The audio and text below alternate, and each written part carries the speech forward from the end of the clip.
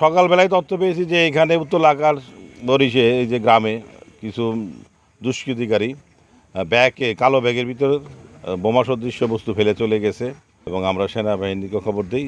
সেনাবাহিনী সদস্যরা এখানে আসে, আসার পর আমরা এই এলাকাটা কর্ডন করে রাখি এবং bomb disposal unit, Dhaka metropolitan পুলিশের কাউন্টার টেরোরিজম ইউনিটের বোম ডিসপোজাল ইউনিটকে আমরা এখানে সংবাদ দিই এখানে আসার জন্য।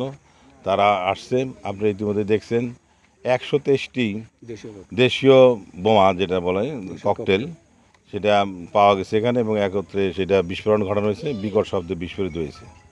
আমরা এখন এই বিষয়ে তদন্ত করতেছি যে কী ধরনের দুষ্কৃতিকারীরা কী উদ্দেশ্যে এখানে এই বোমা সদৃশ ককটেলগুলো ফেলে গিয়েছিল।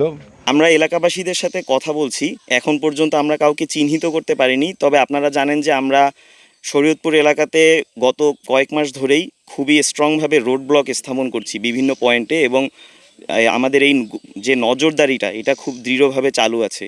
হয়তোবা এমন হতে পারে যে এইটি দিয়ে কোনো ধরনের নাশকতামূলক কর্মকাণ্ডের প্ল্যান ছিল, কিন্তু যেহেতু আমাদের রোড ব্লকগুলো আমরা খুবই স্ট্রংভাবে এখানে মেনটেন করছি, হয়তো তারা এটা এক্সিকিউট করতে না পেরে এগুলো এখানে যত্রতত্রভাবে ফেলে দিয়ে গিয়েছে।